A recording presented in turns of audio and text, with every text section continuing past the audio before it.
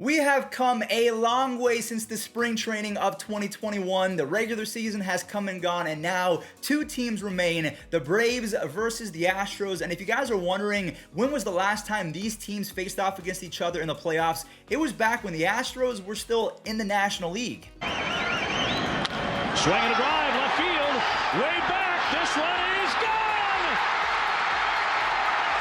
The Astros win it! What's going on, everyone? It's Fuzzy. Welcome back to yet another MLB recap. We do this almost every single day, so if this is your first time on the channel, don't be afraid to hit that subscribe button, as well as if you're going to any sporting events anytime soon, save yourself 20 bucks off using code Fuzzy on SeatGeek. Now, without further ado, we're not going to waste any more time with an intro. Let's go ahead and recap game number 6 of the NLCS. The Braves facing off against the Dodgers. Walker Buehler, he was pitching on 3 days rest because the day before, both he and Mad Max, they were playing catch, and Max Scherzer said that he had dead arm, which if you've never played baseball before, it's not like your arm is injured or anything, but there's just no power behind it, so a 96 fastball might only be 91, so he was definitely not ready, and Buehler, he stepped up, and I have to give him props. Ozzie Albies, he gets on for Austin Riley, and Riley delivers after going hitless in LA. I think he went 0 for 13 in Dodger Stadium. Playoff Cody Bellinger is a real thing, though. He hit .421 in the NLCS with 4 RBIs and 2 stolen bases. Ian Anderson, he was solid, but he was pulled after 4 innings of work. Walker Buehler, he allows 2 base runners to get on for Eddie Rosario, and you can't walk Eddie because even though he is the hottest hitter on planet Earth, the way that the Braves lineup was structured is that Freddie Freeman was hitting right after him, so you could not load the bases for Freddie unless you were going to bring in Alex Vesia, which they should have done, but hindsight is 2020. After 7 pitches, Eddie Rosario, the hottest hitter on planet Earth, launches a 3-run home run. In that series, he had 3 home runs and 9 RBIs, but more on him in just a little bit, because free agent, yes, he is going to get a bag after this postseason because Tyler Matzik, he showed up yesterday. He carved up the Dodgers like a Halloween pumpkin. 2 shutout innings, did not allow a single base hit. He had 4 strikeouts, and he threw 17 pitches. 15 of those 17 were for strikes, so he pretty much said, hey, I'm going to give you my best fastball, and you won't be able to touch it. I mean, he was out of baseball from 2016 to 2019, so he is a fun comeback story. I love this for him, and again, he is going to get paid because of what he did in the postseason, and as well as last year, he was actually pretty good, and even this regular season.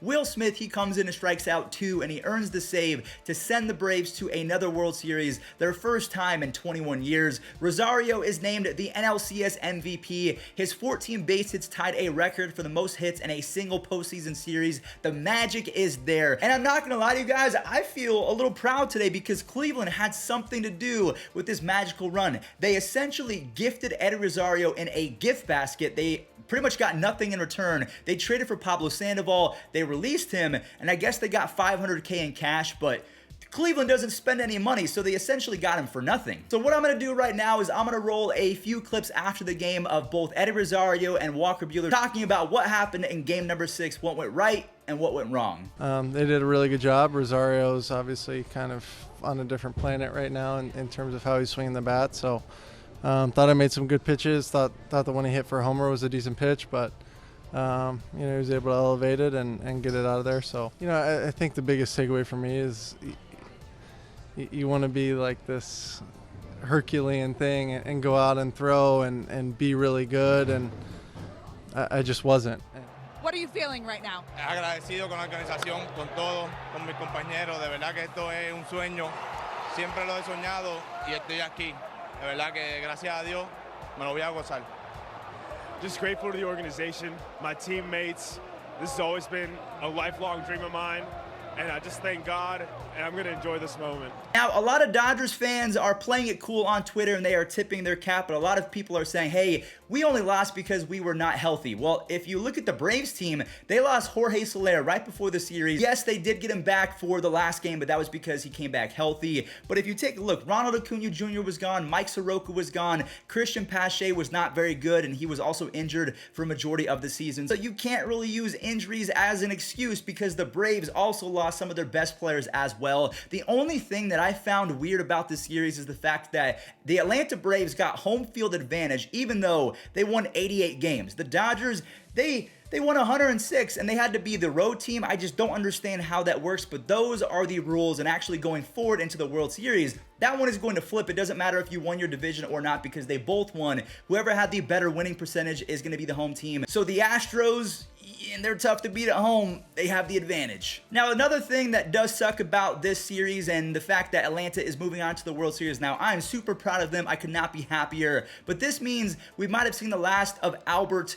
Pujols, a 3-time MVP. Currently, he has 3,301 base hits. He has 679 home runs, which is 5th all-time. He has 2,150 RBIs, which is 3rd all-time. And he has a career 144 OPS plus. If you did that in a single season, you might even win MVP. But a 144 OPS plus over the course of your career, you guys better put some respect on Albert Pujols. Just because he struck out against Tyler Matzik and he wasn't very good over the last few seasons doesn't mean that what he did to begin his career wasn't legendary. Let's go ahead and preview the Braves versus the Astros. Now, I don't know who is going in game number 1, 2, or 3, so the most that I can say is Lance McCullers is not sure if he can pitch. That really sucks because he is easily their best pitcher. Framber Valdez and Luis Garcia, yes, they are amazing, but Lance, he is their ace, especially without Justin Verlander. Now, could this be a diversion? I have no idea. It could be because the Astros might want to save a few little sneaky jabs at the Braves considering how hot they've been. So if they say he's not going to pitch and then he comes back ready for game 1,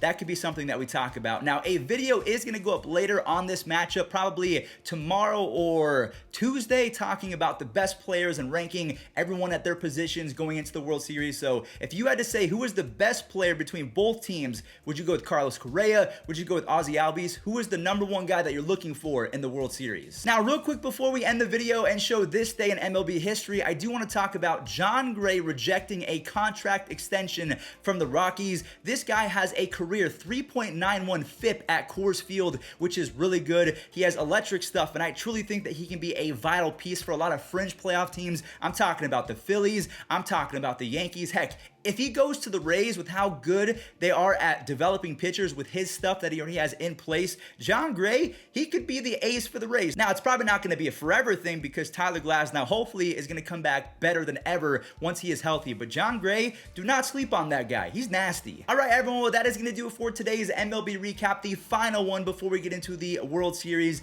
Thank you all so much for the support over the entirety of 2021. And like I said, let's end it with this day in MLB history. Pablo Sandoval and Randy Arozarena, they were doing some special things. And fly ball into left. Wasn't activated until the 3rd week of August. Into center. At the wall. Another. Pablo Sandoval with a 3-homer. Boots in Mexico. And here is a shot into right center field. This ball is back at the wall. And he's got another. And the all-time record for home runs in a single postseason with #9.